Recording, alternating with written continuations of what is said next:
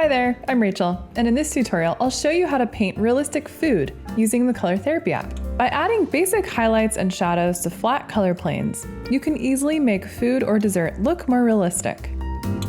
In this tutorial, I'll show you where to add the highlights and shadows to a chocolate cake. If you want to follow along with the same image I'm using, go into the Classic tab and scroll to Food, and it's the second image under chocolate. So I've already gone ahead and colored in some of the chocolate pieces for you. Now I'll go ahead and show you how to do the glaze and a piece of white chocolate. So for a chocolate cake like this, you'll want to go and choose a whole variety of different browns. So you'll need a milk chocolate color, a dark chocolate color, maybe a color for white chocolate, as well as vanilla cookies or wafers, or maybe even some toffee pieces. So that's kind of what I've done here. Now I'll show you how to do the glaze. So let's go into the color palette and scroll to shades. Make sure it's set to solid, and then select brown 2. And I'm going to choose a very dark brown, probably that one right there. So just choose a dark brown, and then you're going to make sure it's set to tap to fill and just tap that in. So now we have a nice chocolate glaze. We also need some highlight colors. So when you do highlight colors for a really dark color like brown for chocolate, you'll want to choose another color in the brown family. So something sort of a yellowish light brown. So I'm also going to choose the lightest color here in the brown 2 palette. And that'll be for my highlights. And then for our bright highlights, we want to choose just a basic white. Now to make the glaze look shiny, like it's still wet, let's choose that lightish yellowish brown color we have, and then we'll zoom into an area so we can see better. It needs to be set to the manual mode, and I'm going to use AIRBRUSH because it's really smooth. I'm going to lower the opacity to probably about 50%, and the size can be around between 5 to 10%. We need to make sure our coloring inside the lines mode is set to on, and then just begin drawing long vertical lines just coming down into the glaze. And I'm just going to draw them very lightly on each side of the drippings, so on the left side of each of them.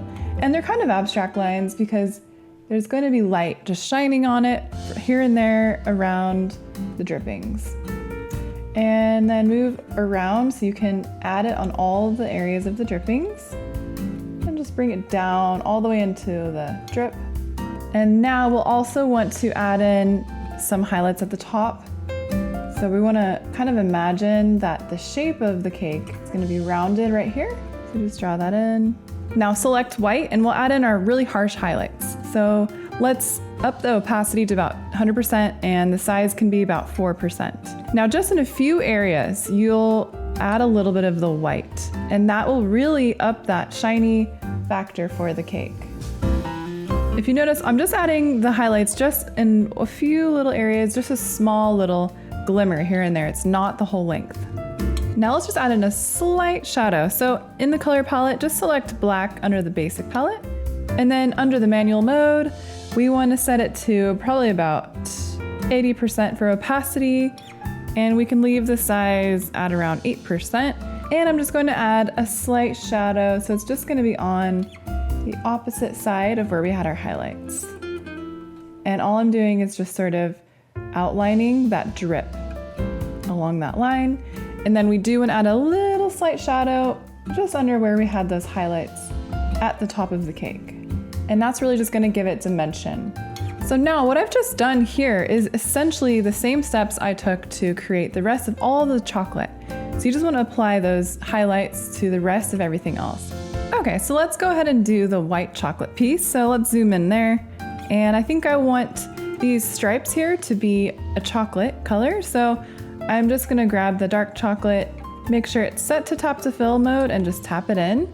And now for the color of the white chocolate, it's not gonna be perfectly white. So what we wanna do is go under the color palette, under the essential tab, choose a creamy white. I'm gonna use this one right here. So it's like the second lightest creamy white color.